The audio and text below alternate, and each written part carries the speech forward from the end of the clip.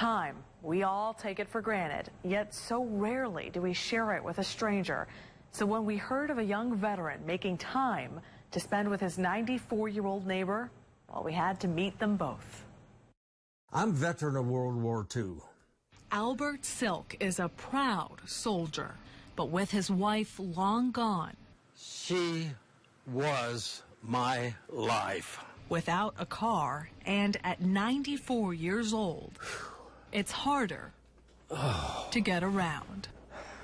He passes the time watching the world from behind his screen door. Four walls get tiresome.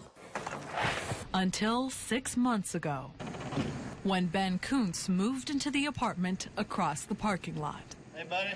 Hi, Ben. You got a minute? Yeah, I'll be right there. Okay. Don't take too long. I only got the rest of my life. Albert first noticed Ben's license plate. I think since he's a veteran and I'm a veteran, that's why we got along so good. Ben, a Marine, served tours in Iraq and Afghanistan. We lost people in our battalion. He doesn't like to talk about it much, but it's clear combat aged him beyond his actual years. I don't know, I guess if it matured me faster when I was 18, carrying a gun overseas. So it wasn't long. Ben, what are you doing? Before small talk turned into longer chats on the couch.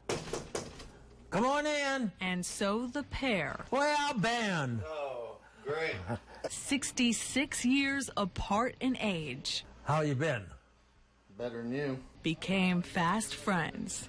You know, he's 90 and I have a better time hanging out with him than I do somebody my age because they're going to talk about, you know, maybe sports or complain about their job or something instead of just enjoy life and appreciate, you know, just us, just like right now, being able to talk. The kind of friends not afraid to bust each other's chops. Show me your hair.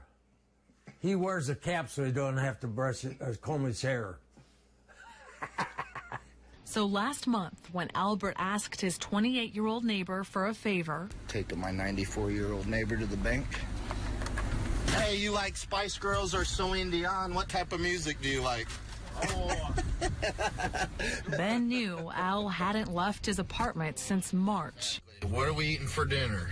Chicken. Chicken and KFC. So he made a day of it. So we're scratching up these lottery tickets. We had a whole day of just driving around being friends. Everybody we ran into, we definitely just brightened their day. That was one of the best days I ever spent in my life. I really enjoyed it, and right there was the cause of it.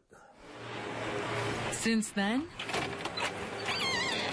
Ben checks in on Albert every day. I was told that once you're a Marine, you're always a Marine, and I never gave it any thought.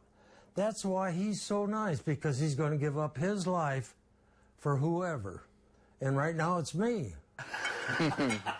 They'll even have lunch together before Ben's second shift. I get to be a nervous wreck because I don't want him to ever be late to work. And he won't be, with Al keeping him in line. What have you got today to do yet to get ready for work? Because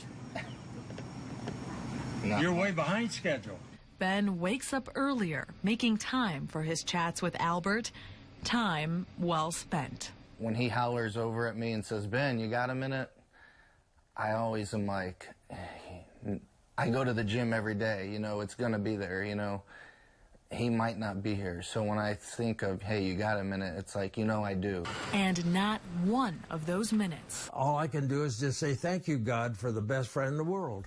taken for granted. Well, I just want you to know one thing, that I'll always be your friend. You're strong today. Yeah.